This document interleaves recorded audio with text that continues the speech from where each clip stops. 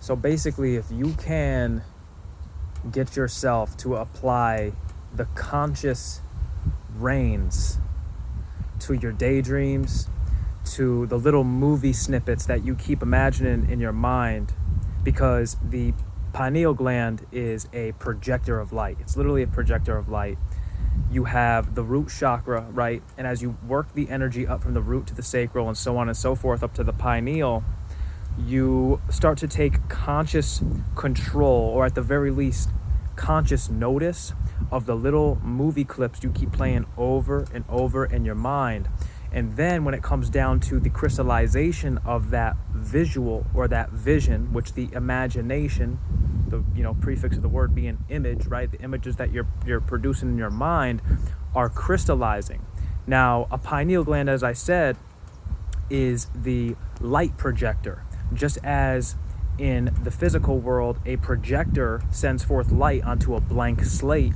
Think of that blank slate or that white screen as the subconscious mind. You keep replaying that same movie snippet, and most times it's dealing with a cyclical trauma that is fueling the imagination to keep visualizing the fear, keep visualizing the situation or the person or whatever it may be.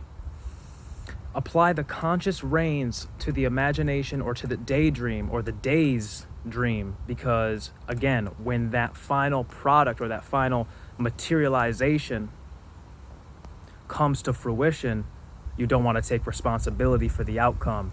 You want to point the finger and not the thumb. You create everything. You are God. You are a creator from start to finish. And until you take full responsibility for your power as God to create every situation, the breadcrumb on your very shoulder holds significance to everything that you're crystallizing in the mind. So at the very least, start to take notice to the little snippets you keep playing in your mind and how you're applying your imagination every single day.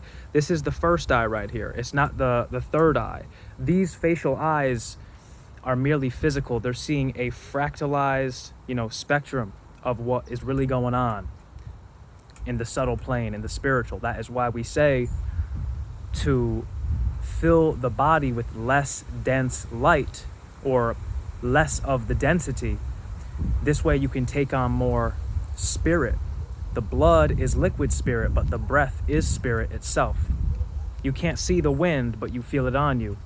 You can't see any of the dark matter around you, the nether around you, the ether around you, but it's still coming into play. So until we take responsibility for that, or at least start to take notice of, hey, wait, I imagined that and it came to fruition. Why do you think people who be thinking about getting pulled over, or I shouldn't be driving right now, end up getting pulled over, or get a flat tire, end up on the side of the road? I mean, these are just mere examples. And it's not for all of us, but the majority, because ultimately as a collective, the collective unconscious has manifested the very situation we are facing in the waking world right now. It's our creation.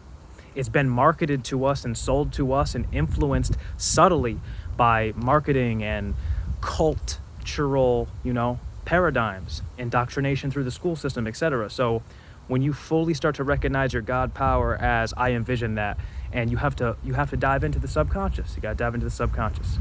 The pineal gland is a light projector.